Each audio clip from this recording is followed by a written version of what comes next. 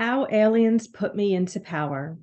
First installment, The Reconnection, by the Love Guru, read by the Love Guru. So this is the first book in a 5-part series.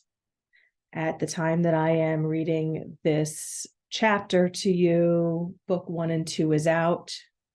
Book 3, 4, and 5, I suspect will be out sometime towards the end of 2024. So I'm going to read this chapter for you, which I would guess maybe is around chapter 10. The chapters aren't numbered. They're just listed as titles.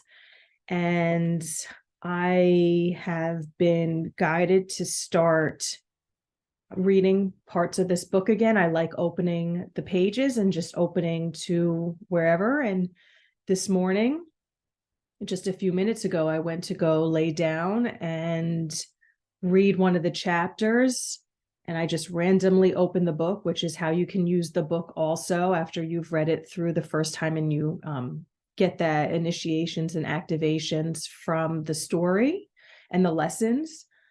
Then you can read it at any time, days, weeks, months, years later, which is what I'm doing. This is years later since I've read this book.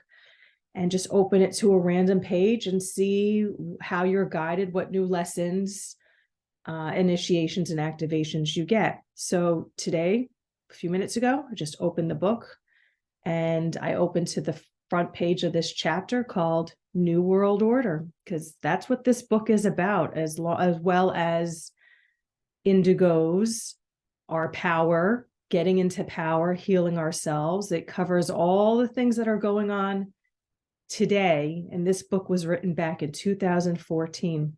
Just giving a heads up about that. Okay, so here we go. April 3rd. So I'll read the chapter name again. New World Order, April 3rd, 2014. So I haven't read this, by the way, before I started reading this. I haven't read this in years, so I'm curious to read it, and I just thought I would record it while I was doing it and share another chapter with you. So April 3rd, 2014. Nowadays, when I speak with Zeke, I feel his energy. It's a knowing that he is near and ready to transmit communications. Transmit communications. That is his lingo, not mine. When he first came to me, there was a lot of focus on looking at him, but now that doesn't seem to matter so much. It feels like the energy and the communication he brings is what's the focus now. Blair, we are delighted that you lifted weights and cared for your body in this manner today. Notice how great you feel, how alive, how solid and grounded, he states. Yes, it always feels good to lift. It's a way you are loving your body, loving your vehicle. Ah, there's that word again, vehicle. I smile to myself. Yes, your body is your vehicle from here now to your destiny. It's your transportation. I've heard people say it's a tool. You are calling it a vehicle. Yes, it gets you from point A to point B. You walk the dog, you present your broadcast. Without your body in tip-top condition, you would not be able to do the work you came here to do. This is not a superficial teaching like what you are thinking. This is logistics. If you were in spirit form, no one would hear your message. Well, then it would be like any other someone channeling my message. Yes, that is correct. But what you will be bringing forth in your lifetime is your message. Therefore, it comes from your vessel. You are not channeling us or channeling your angels or guides or any ascendant masters. The great master you will be channeling is you. This is why you have been given all this free time that we know sometimes, many times, gets you antsy and uptight. We'll look at this time as remembering time. You zone out to space and you remember your messages, your philosophies, and all the great teachings you have come to bring forth into this new world order. Oh my God, you said it. You said those words. Yes, we know it's been on your mind today since you saw some of that video. And then there's a footnote. He's referring to the movie Aquarius Age of Evil, which I had just watched that day or the day before, or whatever. I burst out in laughter. Yes, are we the New Agers in support of this new world order? Yes, Blair, we are. I laugh again. This is hilarious. Please help me understand this. These thoughts were coming through earlier. Yes, they were, Blair, but you stopped them, too afraid to see, too afraid by your own programming, the programming you received from people like Alex Jones and other conspiracists.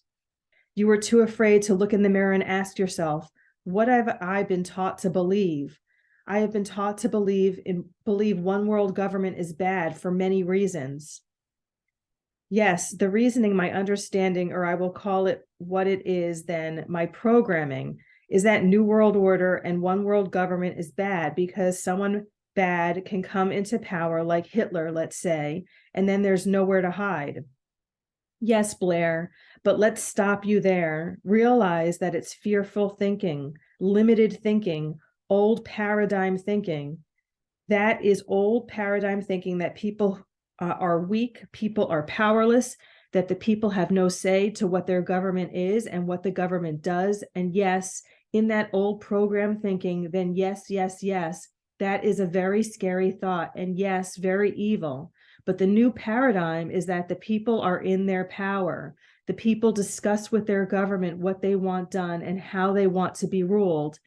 And in this new paradigm, the leaders listen, discuss, and there is true compassion, understanding, and consensus. Blair, you are leading this new world order, this new government order, one that is built on love and understanding and compassion and empathy and ethics, integrity and the good of all.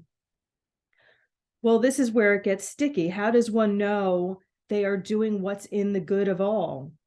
I may feel soda is bad for all and shouldn't be on the shelves, but because of aspartame and so on, it has cancer-causing chemicals and dyes in there. So the way I would rule, for example, would be to say, let's do natural sodas. Let's promote that and all must follow. No more production of Coke, Pepsi, and the like.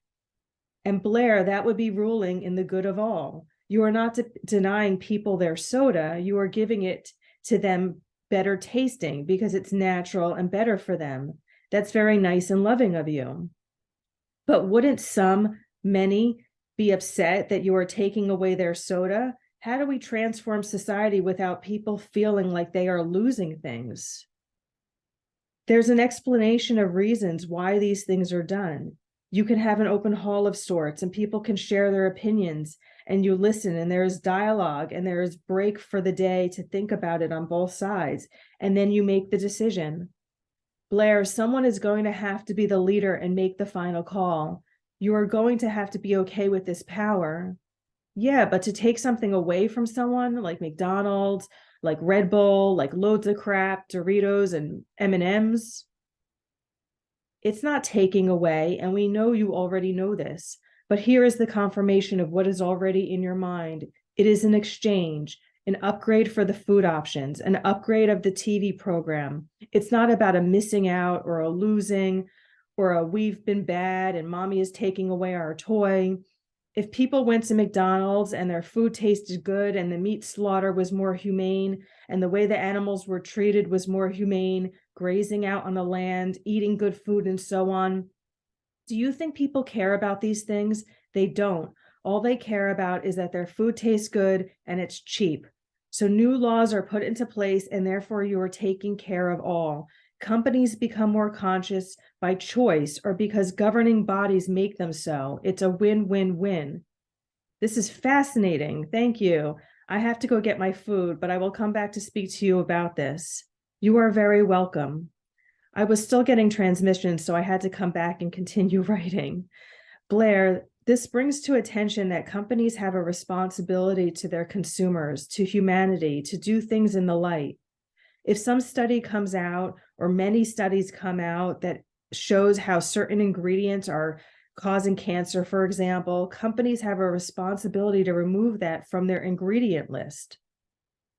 So this is what you are always talking about, your mantra, leaders who are in truth, honesty, integrity, and for the highest good of all. And then there's a footnote there. Zeke is talking about the mantra from my show, the Awakened Warrior, which used to be broadcasted on YouTube and is now airing on the Alien Network at www.thealiennetwork.com, which is a TV network that Zeke guided me to start several years ago after this book was written. So then he continues, if they know their practices are hurting others, this is morally wrong. This relates on so many levels. Fluoride in water, spraying chemicals in the air, altering the food supply. The people have a right to know, and the people need to be able to make choices. Now, not what they are doing now, which is secretive and sneaking. Only those who spend hours upon hours doing research know what to buy and so on. We know you know what we are talking about because we frequently see you thinking these thoughts and getting upset about this situation. That's it. End of that chapter. Wow, how relevant is that for now?